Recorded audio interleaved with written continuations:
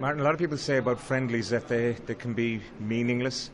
After the intensity, I suppose, of Friday night, was it difficult for you and the team to get up for this one? Well, believe it or not, it's never difficult for me to get up for the games. That said, I understand exactly what you're saying. You know, Friday night was a big occasion, obviously, qualification match for the World Cup. Injury to Seamus obviously put a dampener in certain things here, so we're coming in a different mindset tonight.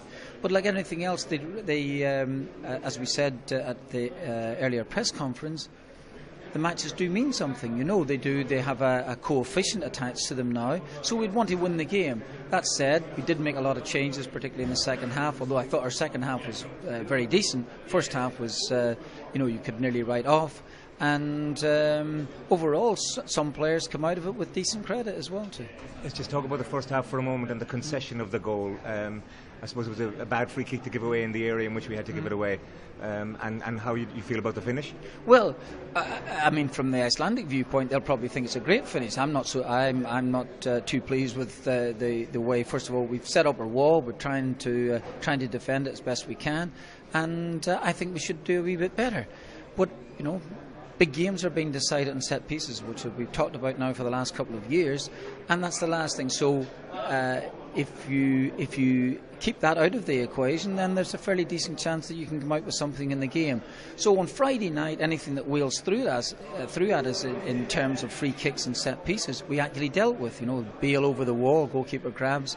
Tonight that was disappointing. That said, I can't remember Iceland causing us too many problems after that. But yet we have to cause them problems.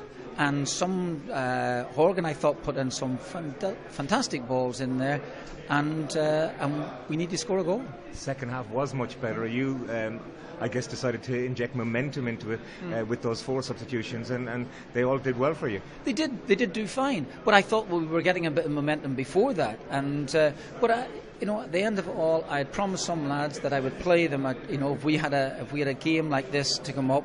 And so I think I've kept the promise anyway from that viewpoint, and now it's up to the players. I think the players who have played for some who've made their debuts and have done fine, go and reflect in the game, have a little look at it, come back, see what they think about it, and then now put it to the side, go for everything now between now and the end of the season at club level.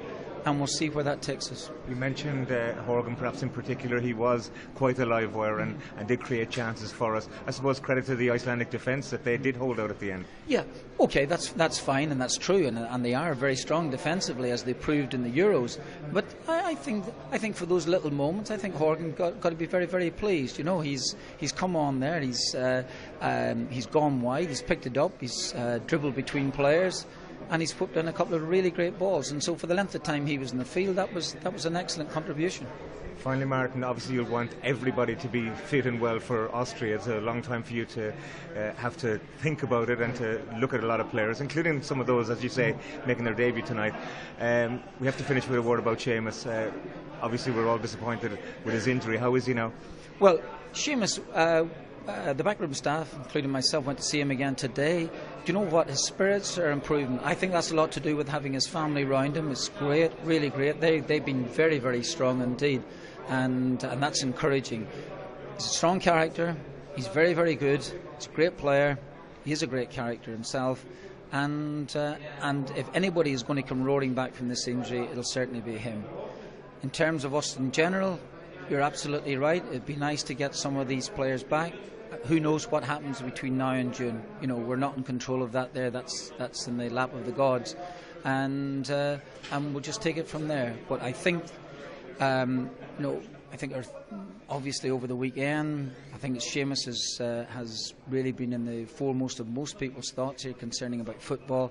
And he's in great hands. Let me put it this way, family-wise, and in fact, I think when he saw myself coming up here, I think I was completely turned off by that.